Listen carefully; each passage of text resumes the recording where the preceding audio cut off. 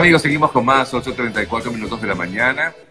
Decía que hoy vamos a estar conversando con Gaby Peroso, que siempre está con nosotros los jueves, pero le pedimos un cambio allí con el doctor Nolivos, porque el doctor Nolivos, que está con nosotros los miércoles, no podía en el día de hoy. Gracias, Gaby, por eso. No, como siempre, feliz de estar aquí.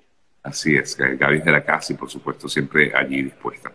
Bueno, Gaby, efectivamente vamos a hablar de temas importantes que se están dando con respecto a lo que ha sido la posición del gobierno de Estados Unidos, que es normalmente pues, el tema que tocamos contigo y el que tú manejas. Sobre todo, en principio, el tema Afganistán.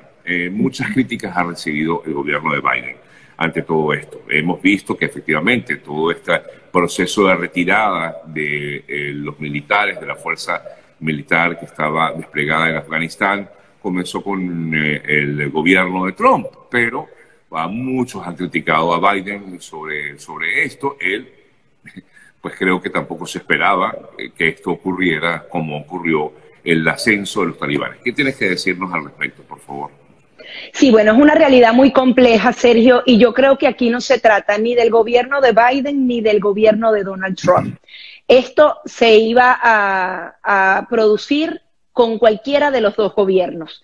O sea, o inclusive, sí, disculpa que te interrumpa, con un próximo gobierno. O con un próximo gobierno. Sí. Totalmente. Era un acuerdo que ya se había firmado. O sea, yo me atrevería a decir que la salida de Afganistán era un tema bipartidista en la que estaban de acuerdo en poner fin a la guerra más larga de la historia de Estados Unidos.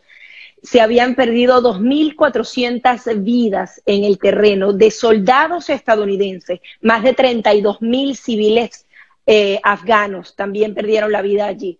Estamos hablando de las tropas estadounidenses, de miles de millones de dólares y de un pueblo que realmente no aprendió, no aprovechó la oportunidad de sentar unas bases democráticas. Y allí no me atrevería entonces a criticar a ninguno de los dos. No sé si fue la forma, si ha debido ser más progresivo, no lo sé. Yo creo que si hubiesen ido hoy, hace un año, si hubiesen ido cada mes un poquito, el destino de Afganistán estaba en manos de los talibanes.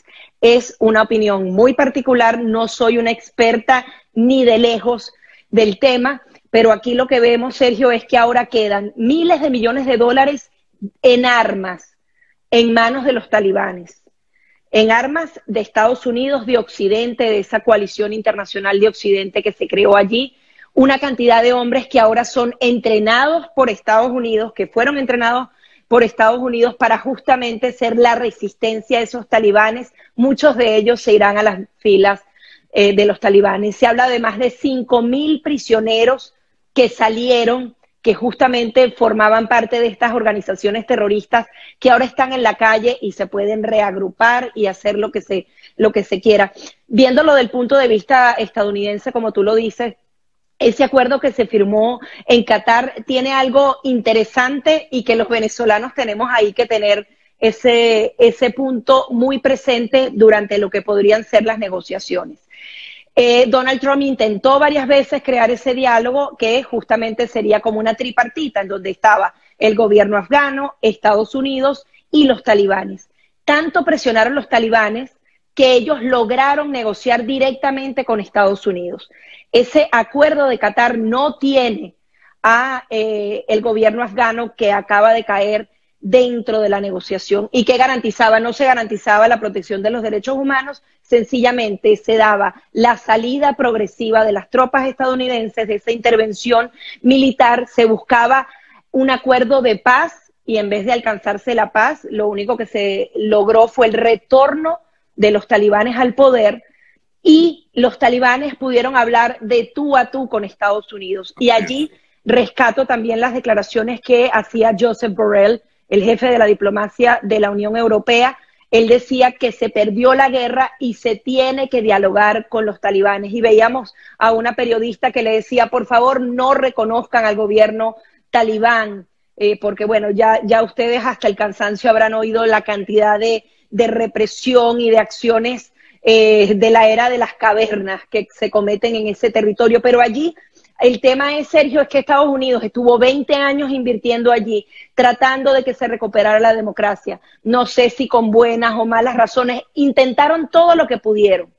No se logró y lo que buscó Estados Unidos es, te dejo a tu país en paz, por favor, talibanes, comprométanse a ser los más racionales con su población y no se metan con Occidente. O sea, ¿qué se espera con ese acuerdo de Qatar? Vamos a ver si se cumple. Estados Unidos cumple la retirada de las tropas, la liberación de los presos políticos, pero los talibanes tienen que cumplir, en teoría, ese respeto y que ese territorio no sea una base para el terrorismo. Que lo cumplan o no, yo no creo que lo cumplan. Yo no lo creo tampoco, sí. Pero yo creo que sí van a estar un buen rato tranquilitos, están en la mira de Occidente, está la Unión Europea, está la OTAN viendo muy de cerca y lo pueden hacer de una manera...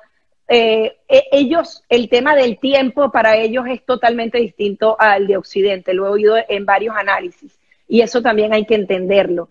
Y son una alianza, un pacto que va más allá y todos esos prisioneros que salen están llenos de resentimiento y de odio contra Estados Unidos. O sea, es cuestión de tiempo para que ellos planeen e incluso se hagan otras agrupaciones, porque quizás no necesariamente los talibanes que están en el poder son los que podrían atacar nuevamente a Occidente. Los talibanes pueden decir, no me meto más con Occidente, me dejan a mi país aquí, hago lo que quiero, y más allá de eso no me meto, pero hay otras agrupaciones que son tan extremas como ellos, es impredecible el futuro, pero criticar a un gobierno o a otro, yo creo que al final no podía Estados Unidos resolverle la vida a ellos porque no quisieron aprender, y esa es una de las lecciones que tenemos nosotros, los venezolanos, que tomar, realmente, o Latinoamérica que tomar, realmente, incluso teniendo la oportunidad de tener un gran hermano de fuerza que nos haga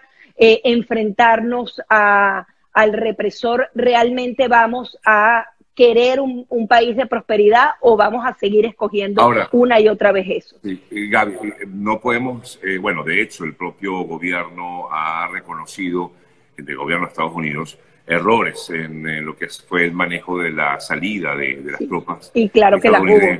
Porque inclusive pues hemos visto que hasta pues dejaron armas que fueron utilizadas por los propios talibanes. Sí, o sea, bueno, y están ahí. Y son 20 años de entrenamiento y de armas, están ahí. Las cosas no se hicieron bien, pero creo que era también inevitable, Sergio. O sea, iban a estar 20 años más allí. De 2.400 soldados iban a morir 2.400 soldados más.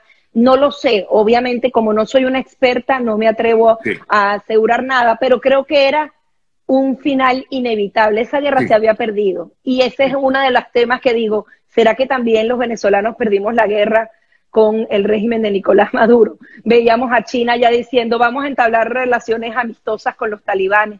Esto realmente son dos bloques en donde se disputa, no sé, las dictaduras y estas autocracias, y es tan difícil y Estados Unidos sigue perdiendo estas batallas y me preocupa es que pase exactamente lo mismo, que tanto presiona el régimen de Nicolás Maduro que logre algún tipo de acuerdo, que entren los encargados de negocios a cada una de las naciones y por allí vaya ese hilito en donde se alcancen cosas con Estados Unidos más allá de la mesa de diálogo y negociación. Sabemos que una intervención militar es impensable durante este gobierno.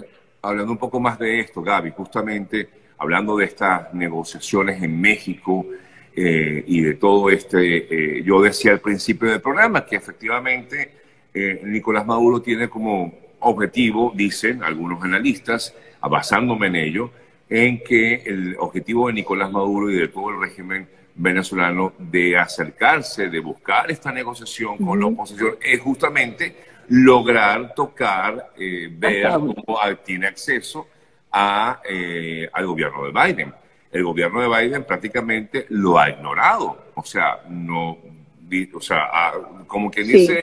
Y no están directamente sentados en la mesa. Si bien está Rusia, no está Estados Unidos, está Holanda dando frente, obviamente, y sabemos que es así. Estados Unidos participa indirectamente porque es el único que tiene algo que ofrecer en la mesa con la Unión Europea y van con ese tratamiento. Pero eso es el único fin del régimen de Nicolás Maduro, hablar directamente con Estados Unidos, que se reabra la embajada, y eso hay que medirlo porque sabemos que esa es una de las propuestas serias que está en la mesa por parte del gobierno de Biden. ¿Para qué? ¿Para obtener de nuevo el reconocimiento de Estados Unidos?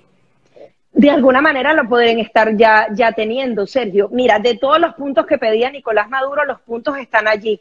Hablaban de el cese de la violencia. No es el cese de la violencia contra los venezolanos, que no tenemos ningún tipo de protección. Claro. Es el cese de la violencia de los supuestos golpes de Estado y atentados que se están planeando contra Nicolás Maduro, que ellos denuncian hasta en el Consejo de Seguridad. Ese es un punto para Maduro. Que se levanten las sanciones, punto para Maduro. Y el reconocimiento de las instituciones democráticas, bla, bla, bla, bla, no es las de Guaidó, son las de Maduro. Todo lo que pidió está en el documento, Sergio. Sí. Y él solamente lo que le queda es alargar la arruga, tratar de que el diálogo se alargue y que Estados Unidos de alguna manera reaccione y comience a darlo. Veíamos el documento de Estados Unidos, se refería específicamente a las elecciones locales de noviembre, que no lo habían hecho, se hablaban de elecciones libres y justas, un cronograma electoral. Ya de alguna manera están reconociendo el proceso que viene aquí en noviembre, en donde no hay primaria de la elección de la oposición, donde van a ir todos los candidatos divididos y donde no hay ninguna garantía. Es exactamente el mismo escenario que teníamos en noviembre, solo que con un nuevo Consejo Nacional Electoral que no tiene mayoría de oposición. Quizás las dos personas valiosas de allí son lo mejor, pero no son mayoría, Sergio. Entonces, vemos que se está cediendo y cediendo y cediendo, y ojalá no haya una negociación directa, porque entonces hago el clic directo entre lo que fue la negociación entre talibanes y Estados Unidos, en donde alcanzaron absolutamente todo, y ellos ni siquiera tienen que retornar al poder. Ellos están en el poder, lamentablemente, Sergio. Bueno, sí, definitivamente habrá que ver cómo se desarrolla esta negociación, estas conversaciones, pero sí, Estados Unidos tiene ahí el ojo puesto sobre lo que pueda ocurrir allí. He visto declaraciones de varios representantes del Departamento de Estado, del propio gobierno estadounidense, donde decían que al final lo que quieren es que haya elecciones, pero como tú bien comentabas, pues no se especifica ni siquiera cuáles son las elecciones, porque aunque se habló en el pasado de elecciones presidenciales, ahora no se habla de como tal estas elecciones presidenciales en Venezuela como una exigencia por parte del gobierno. Sí, por lo menos en el último comunicado dicen, sí, comenzando por las de noviembre, que las de noviembre antes no eran reconocidas, ya por lo menos las están poniendo allí. Es como discutan en la mesa lo de noviembre y comiencen a votar. Ojo, Estados Unidos, a través de su vocero del Departamento de Estado, le dijo a Maduro con esta propuesta de que vuelvan los encargados de negocio. Recordemos que está la figura de los embajadores y los encargados de negocio son como un nivel medio diplomático, sí, pero en donde se da la apertura de ambas embajadas. Ese es uno de los fines que tiene Nicolás Maduro, y a Estados Unidos lo ha estado planteando seriamente. Nosotros lo hemos conversado con el embajador James Story sobre la posibilidad de que la embajada se reabra. Si eso sucede, ¿qué pasaría, Gaby, sí, si logra darse eso? Que sería, por un lado, bueno para los venezolanos, los ciudadanos, sí, de a pie en Venezuela, porque seguramente muchos quieren hasta buscar una opción de una visa, bien sea de turista o cualquier otro, sí, tipo en Venezuela. Pero ¿qué pasaría si se llega a dar como tal una apertura, una reapertura de la embajada de Estados Unidos en Venezuela? ¿Sería aceptar el reconocimiento del régimen? En términos prácticos, no hay manera de abrir la embajada de Estados Unidos en Venezuela sin el reconocimiento a las autoridades de Nicolás Maduro. Claro. Obviamente que Estados Unidos esté también en terreno es importante, o sea, claro, ellos obviamente desde afuera no pueden hacer todo lo que pueden hacer desde dentro de Venezuela. Claro. Y Maduro sí va a estar dispuesto a ceder algunas cosas, ¿por qué no? No sé si sea la mejor estrategia, creo que es algo que quiere Nicolás Maduro lograr, entonces no sé si sea conveniente o no. Obviamente los venezolanos, si hacen una encuesta, muchos de ellos van a decir, bueno, para no tener nada, mejor que la Embajada de Estados Unidos esté abierta aquí, yo pueda obviamente tramitar mis papeles o cualquier cosa. Es una decisión que tiene que tomar Estados Unidos, que Nicolás Maduro yo creo que quiere que suceda, y a la vez no, porque ellos también pueden tener esa retórica de sí, 2020, pero realmente quizás la intención de ellos es solamente alargar la arruga y que ellos no estén en terreno. Es tan complejo. Sí. Ellos tienen un pacto tan grande, Sergio, y así han funcionado en el mundo estos regímenes, en donde ellos son una peña que no se mueve y ese pacto va más allá de cualquier cosa, que va por encima del bien y el mal. Y el otro lado no está cohesionado, no tiene ese pacto. Quizás, claro, las personas que son democráticas no tienen pactos porque no vas a permitir que alguien cometa actos de corrupción, haga cosas inauditas. La gente que tiene un pacto, estoy contigo hasta la muerte, sí. Hagas lo que hagas.